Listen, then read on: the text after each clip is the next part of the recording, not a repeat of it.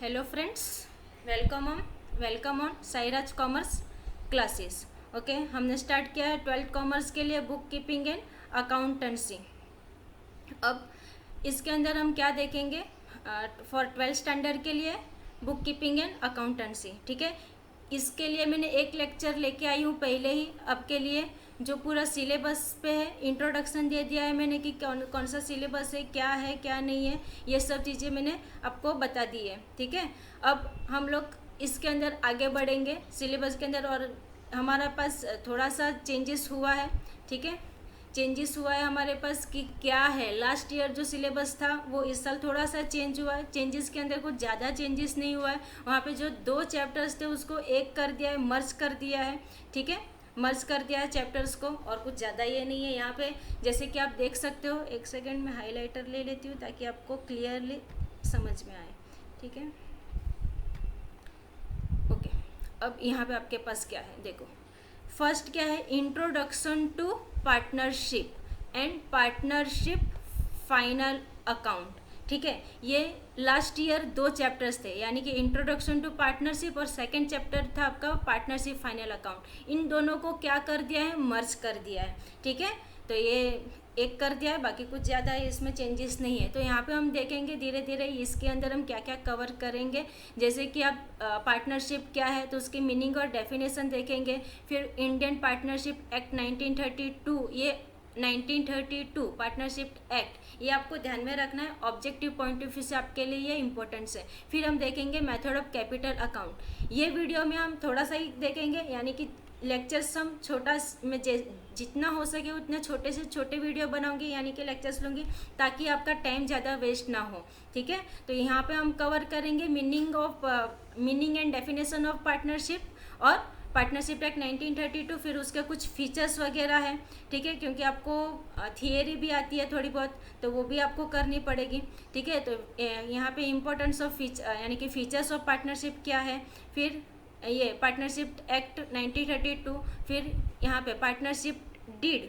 ठीक है, partnership deed क्या है, ये सब चीज़ें हम यहाँ पे कवर करेंगे। ओके, तो नेक्स्ट देखते हैं हम। उसके बाद है आपके पास मीनिंग और definition of partnership. Okay, start करते हैं। क्या है मीनिंग और डेफिनेशन, पहले देख लेते हैं मीनिंग क्या है।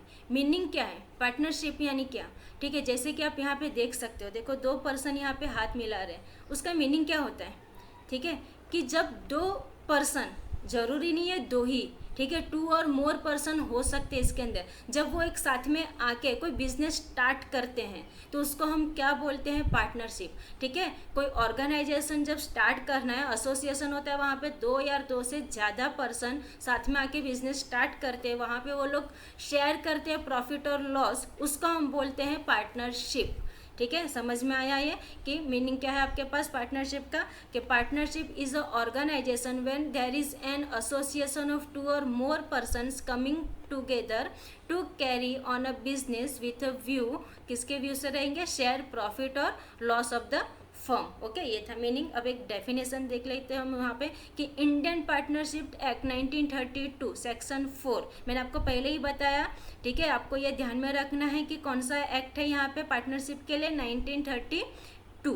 ओके, डिफाइंस क्या क्या है पार्टनरशिप। इट इज रिलेशन है किसके बीच में, between persons who have agreed, जो एग्रीड हो रहे हैं किसके लिए, फॉर प्रॉफिट्स और लॉस। ठीक है, दोनों जो भी होंगे बिजनेस के अंदर उसको शेयर करने के लिए, और business carried on by all और any one of them acting for all.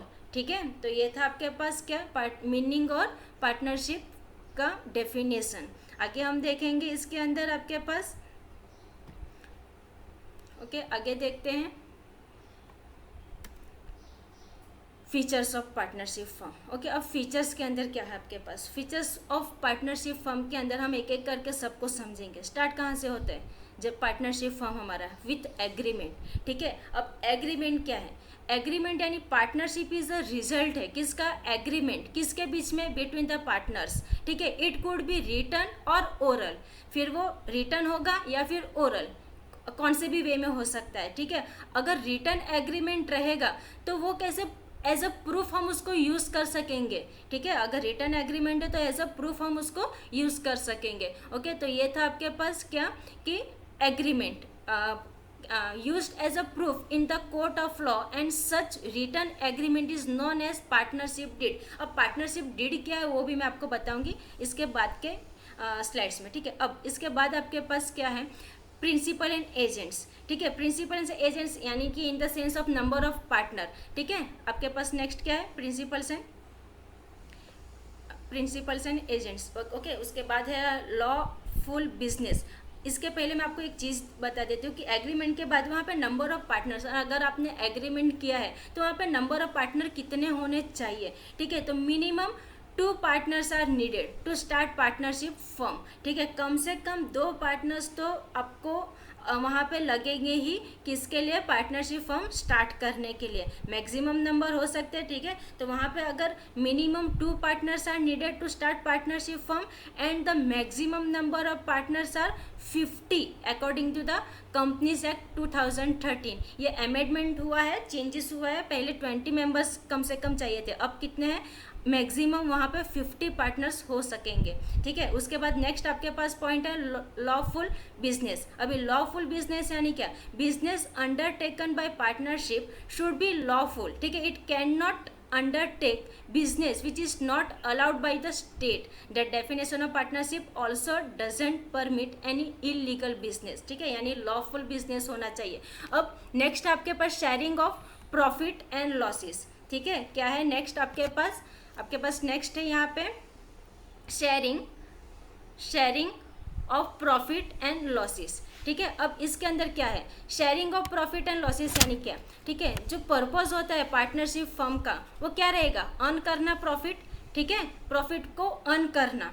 लेकिन जो अर्न करेंगे प्रॉफिट, ऑफकोर्स वहाँ पे लॉस भी होगा, ठीक है। तो वो प्रॉफिट और लॉस को दोनों को बेयर करने के लिए दोनों के यानी कि पार्टनर्स के बीच में कुछ एग्रीमेंट हुआ रहेगा, यानी कि वहाँ पे कुछ रेशियो डिसाइड किए रहेंगे, ठीक है। वो रेशियो के हिसाब से उनको, अगर समझो 2 पार्टनर्स है, दोनों ने अपने में समझौता किया कि भाई हम profit and loss equally distribute करेंगे, ठीक है। तो वहाँ पे वो 1:1 उसका रेशियो हो जाएगा। इस तरह से वो लोग प्रॉफिट और लॉस को शेयर करेंगे। ये हम सम के अंदर अच्छे से मैं एक्सप्लेन करूँगी उसको, ठीक है। अब उसके बाद क्या है, अनलिमिटेड लायबिलिटी। अब अनलिमिटेड लायबिलिटी यानी क्या है कि लायबिलिटी यानी आपको पता है क्या है, आपका कर्जा, ठीक है। हम जब बैलेंस शीट बनाते हैं तो वहाँ पे क्या, एक साइड हम लायबिलिटी और एक साइड असेट्स लिखते हैं। असेट्स यानी आपकी जमा पूंजी और लायबिलिटी यानी आपके कर्जा, ठीक है। तो वो कैसा है, अनलिमिटेड का in the sense of unlimited यानी क्या, the liability of partners is unlimited, joint and several debt is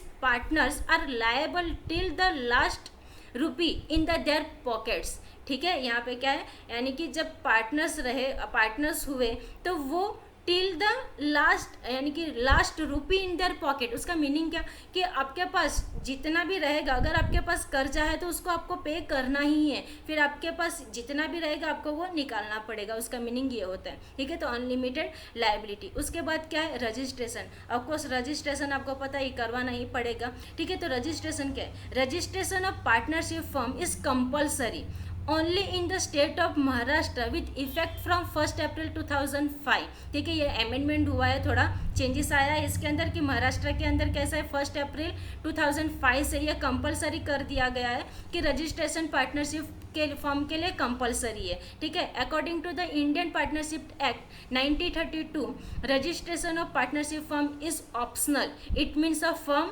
मे और may not be registered. Registration of firm merely certifies its existence, ठीक है। ये किसके लिए, एग्जिस्टिंग्स के लिए, और पार्टनर्स उसके अंदर एंटर कर रहे हैं, इसके लिए रजिस्ट्रेशन हमें करवाना पड़ता है। अब उसके बाद है आपके पास क्या, जॉइंट ओनरशिप एंड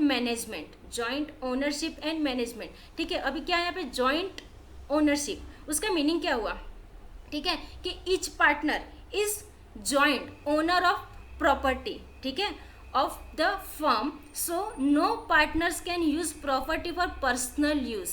क्या है यहाँ पे जॉइंट ओनरशिप का मीनिंग क्या हुआ कि जो भी पार्टनर्स वहाँ पे दो या दो से ज़्यादा अगर पार्टनर्स रहे तो वहाँ पे जो प्रॉपर्टी है वो अपने पर्सनल यूज़ के लिए ना ले, ठीक है, वो वहाँ पे देखा जाएगा।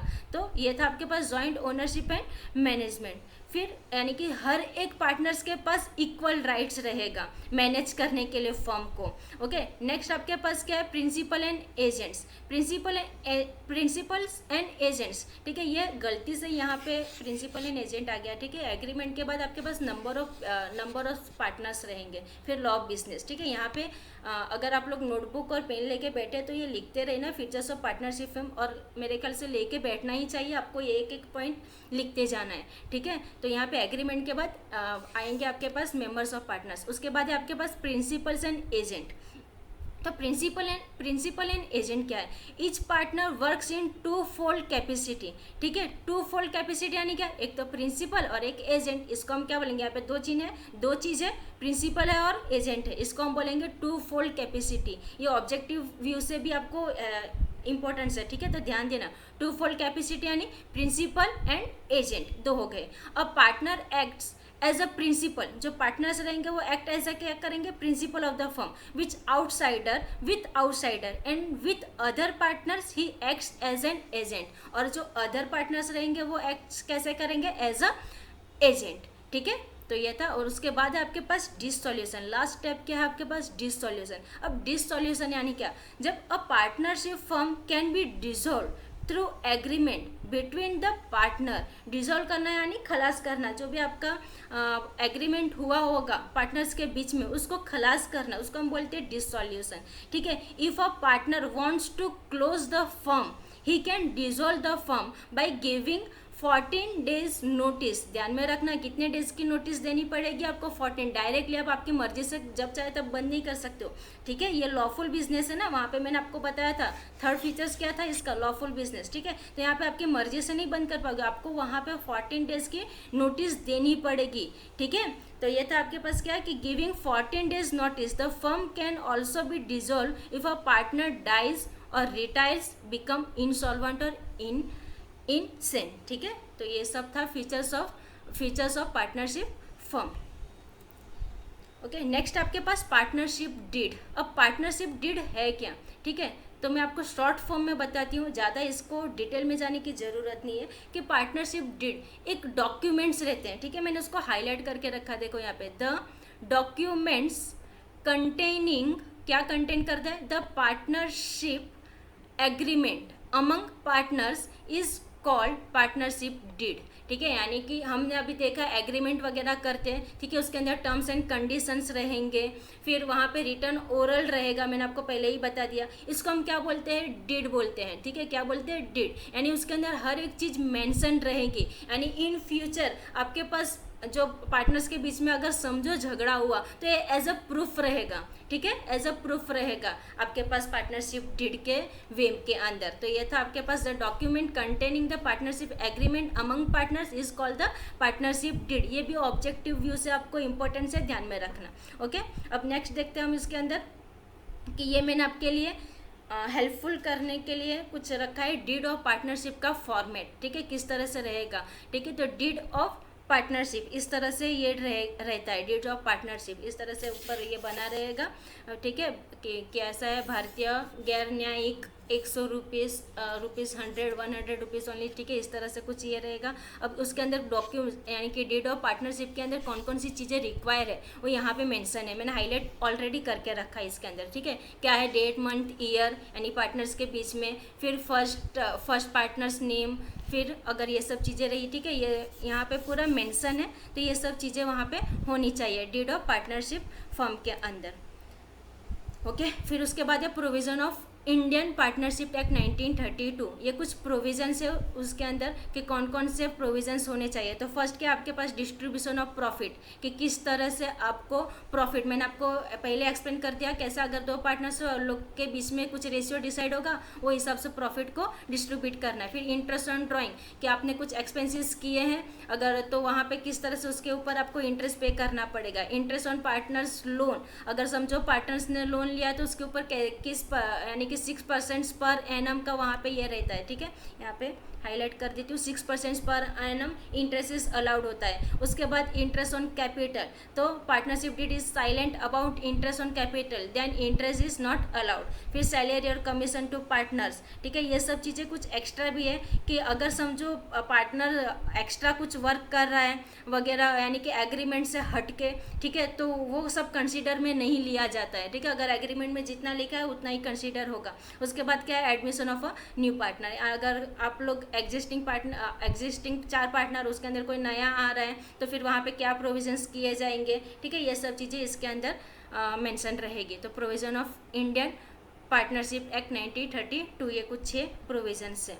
Okay friends, thank you. तो ये था आपके पास फर्स्ट चैप्टर का थोड़ा बहुत इंट्रो, ठीक है। हम आगे ऐसे ही देखते रहेंगे। इसके बाद के न्यू लेक्चर्स में हम देखेंगे हम मेथड ऑफ कैपिटल क्या है वगैरह वगैरह। Okay, thank you.